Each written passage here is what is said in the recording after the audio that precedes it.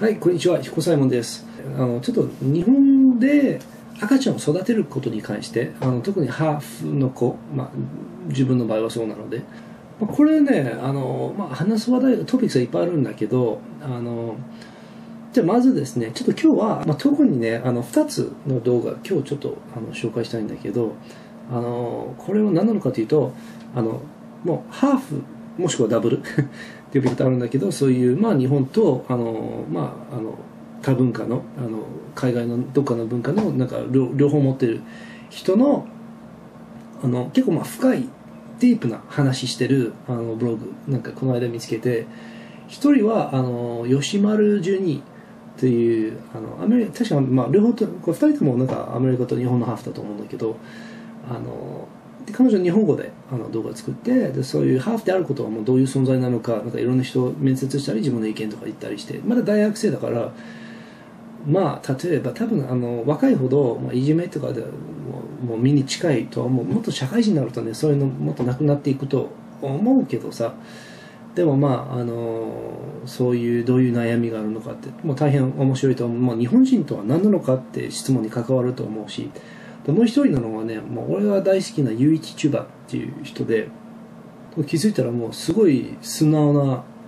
深い本当心をそのまま動画に出してるような話で、でもう見てるとね、昔は俺よくハーフの友達とか帰国子女とか日系人の友達もいて、そういう人の感覚だとしては見てたんだけど、やっぱり自分ではもう今赤ちゃんがいるんで、そう見るとこれ20年後の自分の息子なのかなって、そういう面では興味深く見ると思うんだけど、でも逆にもね、もう日本人にもこれ勧めたいと思って、それはなぜなのかというと、もう2つ、1個は確かにそういう理解不足はある程度あるんだよね。やっぱハーフって特になんか地方行くほど、珍しいもんで、珍しいものの見方があって、あんまりエンパシーというかハーフの見方がなかなかできなくて、理解ができなくて、もう違うもんだと分かって、みんななんかうちとそっちと別でそういう関係になって、それもね、それがその人たちに対してもいろいろ日本が複雑思いようになるところがあって、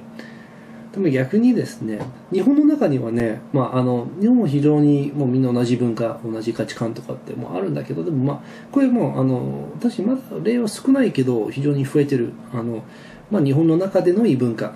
て言えるんですね。なんか多少違う、日本に対する違う見方がある日本人で、これはやっぱり非常に似たような見方を持ってるハーフだけじゃなくて、帰国子女の人、海外育てて日本戻ってきて、それすごい感覚的に日本が見てる人って、そういう人自分のアイデンティティは日本人であっても、なんか日本に来たらもう複雑な思いいっぱいして、それもね、なんか